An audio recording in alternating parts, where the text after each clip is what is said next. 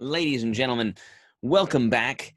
This right here is where we left off. Well, I mean, if you're going to be technical, we left off here, but you have been looking for these folks, trying to figure out who the current governor is, lieutenant governor, secretary of state, attorney general, auditor, and treasurer, and telling me what they actually do.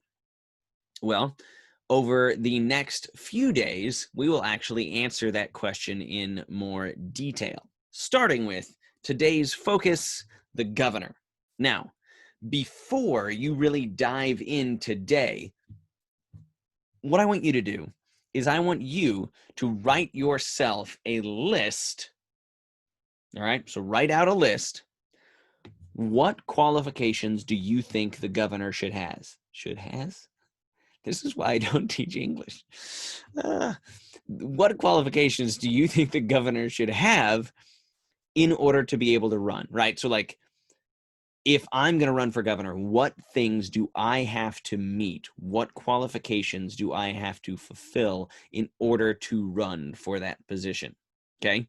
So really pause the video and I want you to write out what you think someone should have to be or do in order to run for governor. All right.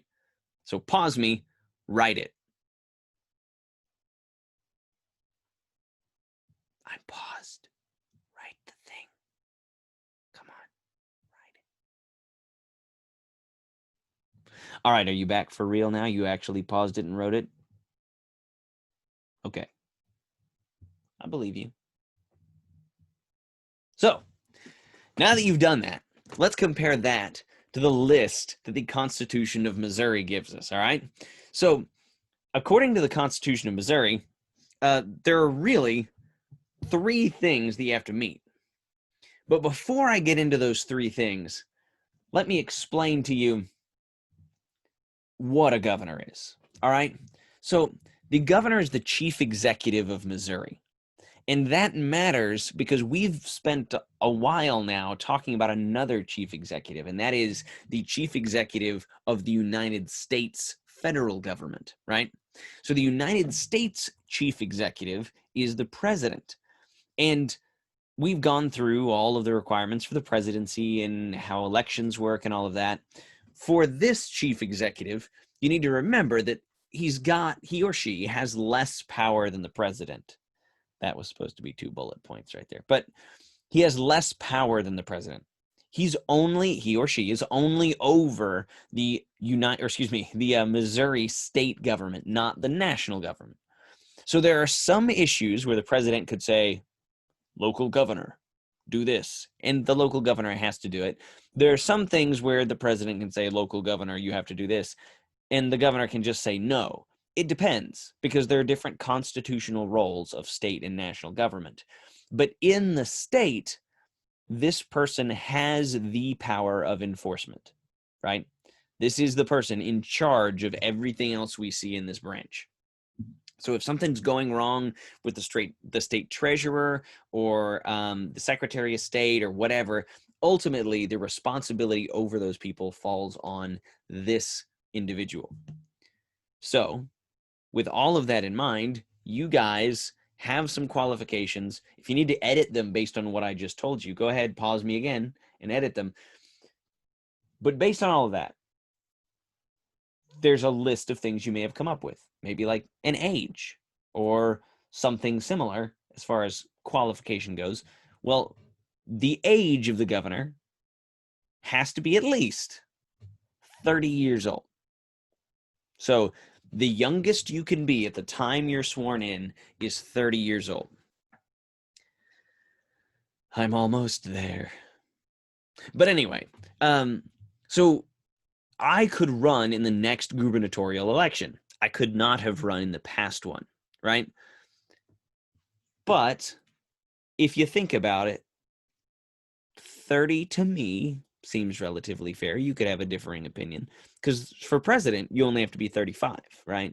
Now, we've never had a 35-year-old president. We've never had somebody that young, but it is possible. Next up, you have to be the president, right, be a natural born citizen. To be the governor, you have to be a U.S. citizen, but not a natural born one. you can be a naturalized U.S. citizen. What that means is as long as for the last 10 years you've been a U.S. citizen, it doesn't matter whether you were born one or not. So see the difference there? I can't think of a governor of Missouri who was not born in the United States, but another state that has similar qualifications for their governorship is California, and that is how we got the governor. I cannot do an Arnold Schwarzenegger, but how Arnold Schwarzenegger, who was born actually, I believe, in Austria, became the president.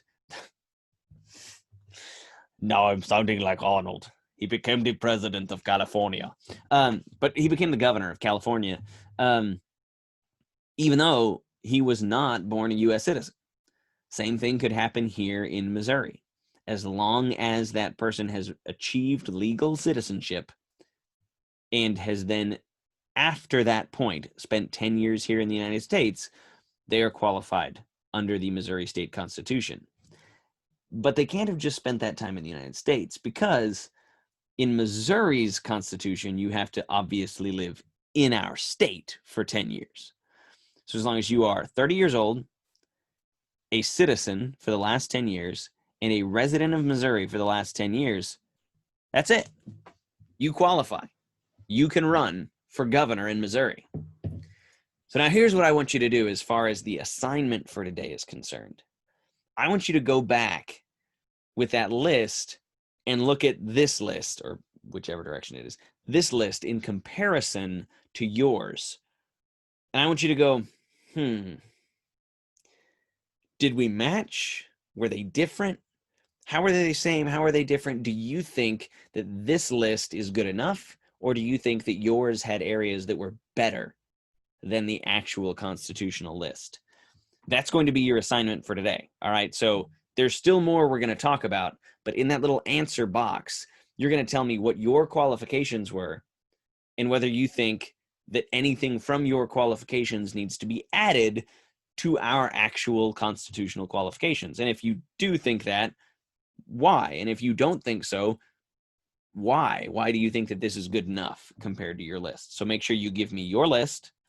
Make sure you give me whether or not you think anything from our list, our constitutional list, needs to change, and why. So once you become governor, moving on here, or when you become governor, I guess, you can have up to 2 4-year terms, just like the president. In Missouri, only 2 of these positions are actually term limited, governor and treasurer. There was this year on the ballot the option to add term limits, meaning like make all of the executive branch only serve 2 terms. And we as Missourians said no. So only the governor and the treasurer have 2 4-year terms as their limit. Obviously, the last election that happened here was within the last month. So it happened last week on November 3rd, the first Tuesday after the first Monday in November. So in the national race, there's a whole bunch of things that can influence why a person gets elected. In Missouri, there's kind of a set of unwritten rules. Now, when I say unwritten rules, I want to be very, very clear. These are general things that tend to usually be true about governors of Missouri. These are not requirements. All right? These are not things that have to be true. These are things that are usually true. So the person that more of these things are true about tends to usually become the governor. Does that make sense?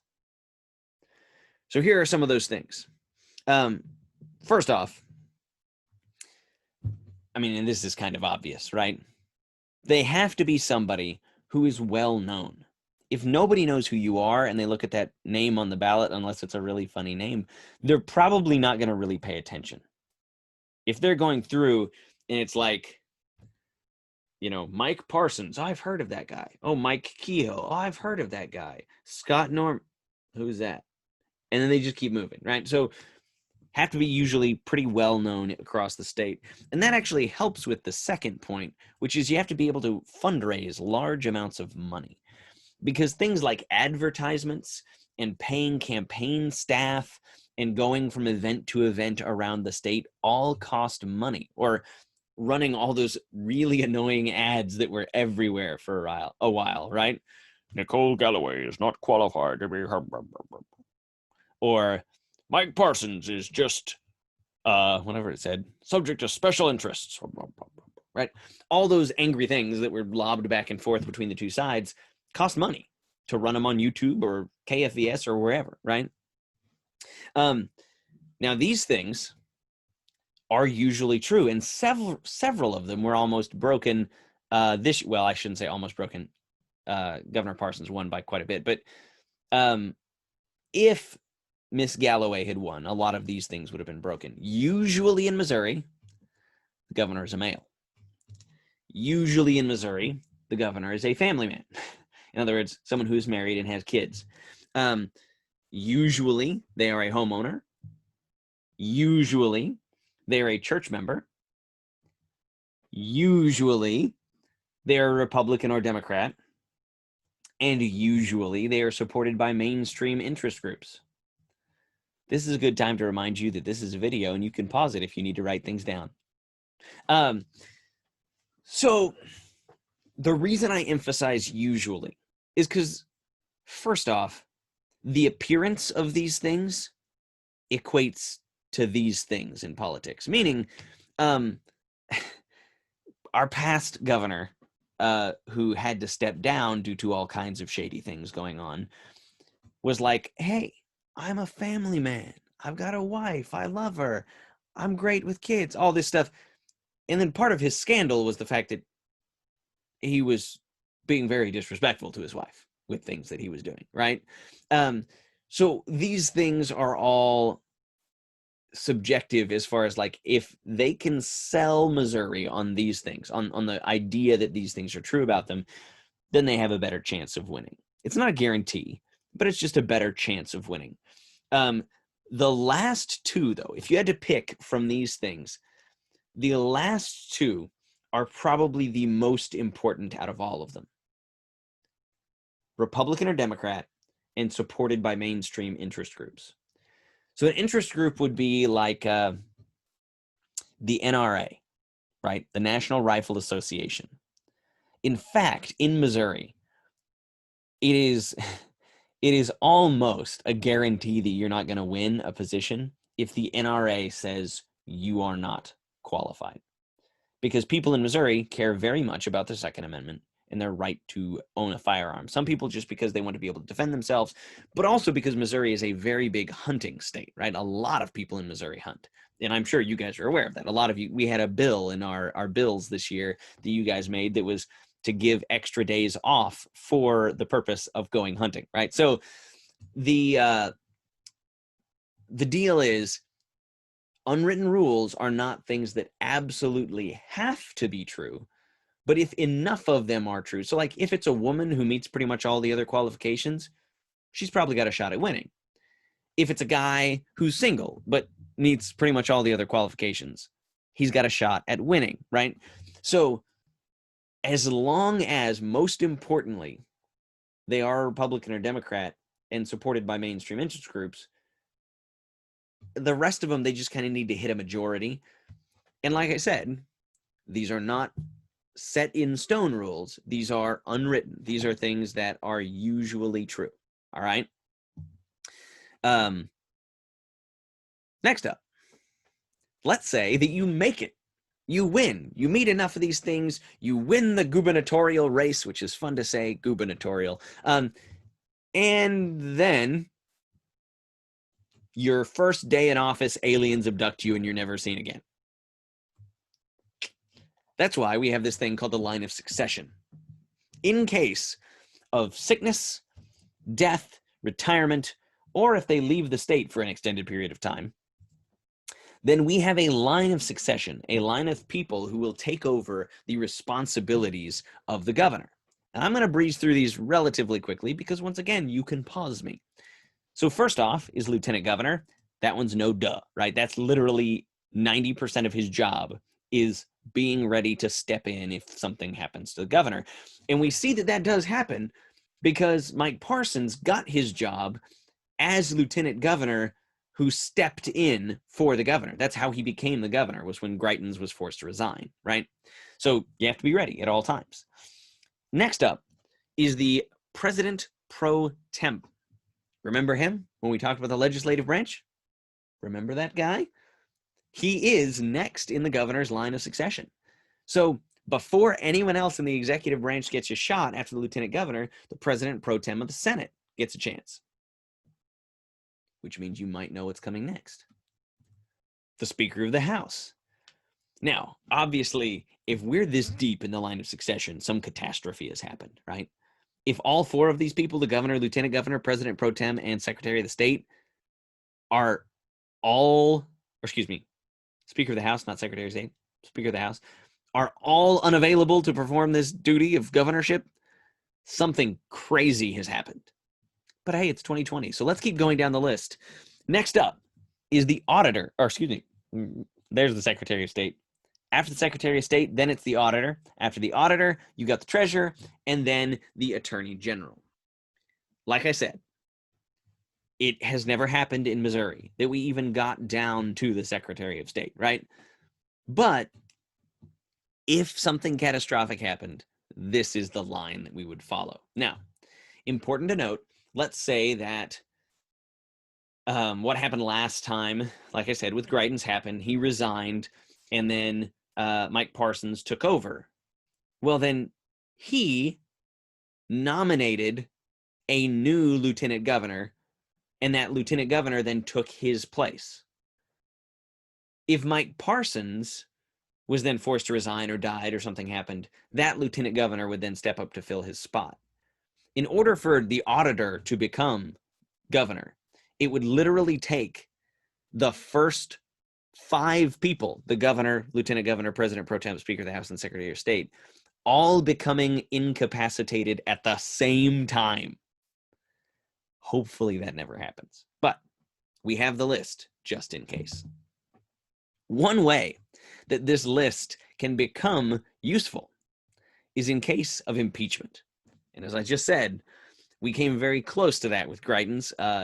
There were some things with campaign finances that were apparently being misused, and some things with inappropriate relations with people and blackmail that caused the legislature to begin the proceedings that would have ended in his impeachment if he hadn't resigned.